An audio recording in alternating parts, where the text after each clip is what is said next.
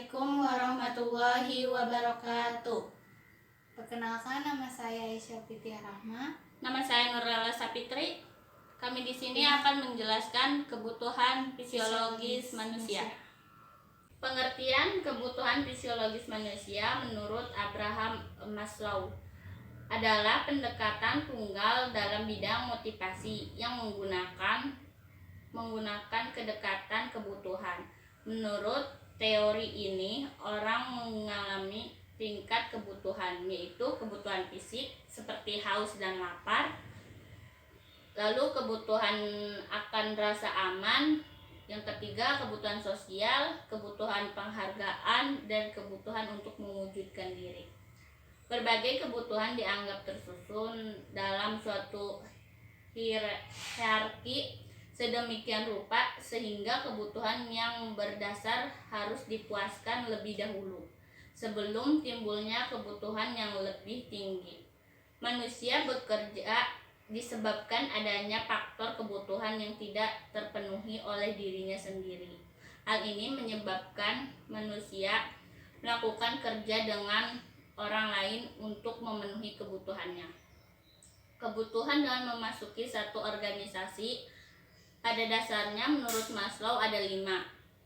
Kebutuhan pengawai dalam organisasi yang disusun secara hierarki yang bertingkat, yaitu yang pertama, kebutuhan fisiologis. Kebutuhan fisiologis adalah kebutuhan manusia yang paling mendasar untuk mempertahankan kehidupannya sebagai fisik, yaitu kebutuhan makan, minum, tempat tinggal, seks, tidur, istirahat, dan udara. Seseorang yang mengalami kekurangan makanan, harga diri, dan cinta pertama-tama akan mencari makan terlebih dahulu. Ia akan mengabaikan atau menahan terlebih dahulu semua kebutuhan lain sampai kebutuhan fisiologisnya terpenuhi. Bagi orang yang berada dalam keadaan lapar, berat, dan membahayakan, tak ada minat lain kecuali pada makanan. Bagi masyarakat sejahtera, jenis kebutuhan ini umumnya telah terpenuhi. Ketika kebutuhan dasar ini terpuaskan dengan secara kebutuhan lain yang lebih tinggi tingkatnya akan muncul dalam mendominasikan perilaku manusia. Menurut Maslow 1970. perkembangan teori hierarki Maslow masa kini. Tidak dapat dipungkiri bahwa kehidupan modern telah membawa banyak manfaat bagi kehidupan manusia. Dampak positif perkembangan kronologi dan pengetahuan dapat dirasakan berbagai bidang kehidupan manusia saat ini. Selain dampak positif, juga banyak dampak negatif. Perkembangan kronologi dan ilmu pengetahuan juga menghasilkan dampak negatif yang harus diwaspadai. Perkembangan hierarki Maslow pada masa kini menurut Setiawan 2014 yaitu Konteks kebutuhan fisiologis. Konteks masa kini tentang kebutuhan fisik ternyata sudah berbeda apabila dibandingkan dengan situasi pasca Perang Dunia Kedua atau ketika pemikiran Maslow disusun. Variasi kebutuhan fisik di masa kini bukan 28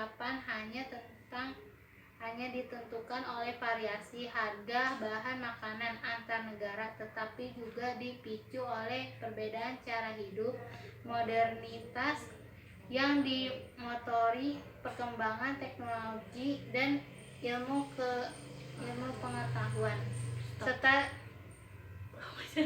serta disusun kapitalisme membawa dampak negatif berupa budaya konsumen dunia. Hal ini dijelaskan berbeda dengan situasi ketika Maslow merumuskan pemikirannya.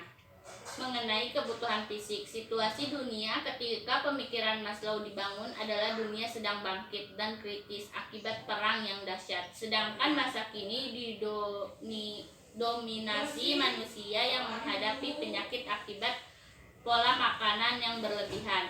Walaupun masih ada fenomena kelaparan berbagai pelosok. Setiawan 2004. Data WHO tahun 2008 menunjukkan bahwa penyakit pembunuh nomor 1 di dunia saat ini adalah penyakit jantung, meraih 29% kematian global setiap tahunnya. Penyakit jantung yang menjadi momok dahsyat masa kini sebagai besar disebabkan oleh pola makanan yang tidak seimbang dan cenderung berlebihan. WHO juga memperkirakan 2030 nanti terdapat 52 juta kematian akibat penyakit generatif seperti kanker, jantung, stroke, dan diabetes. Sedangkan penyakit menular dan infeksi menurun menjadi 16,5 juta kematian. Peningkatan penyakit generatif yang tajam ini disebabkan terutama oleh gaya hidup yang tidak sehat, 29 berupa kelebihan konsumsi yang menyebabkan obesitas. Apa yang digambarkan WHO ini jelas menunjukkan adanya situasi yang jauh berbeda yang dihadapi masyarakat dalam konteks kebutuhan fisik antara saat pemikiran Maslow dibangun dengan situasi masa kini. Setiawan 2014. Ini kurang lebihnya saya mohon maaf karena kita di sini masih belajar. Jadi mohon dimaklum ya. Assalamualaikum warahmatullahi wabarakatuh.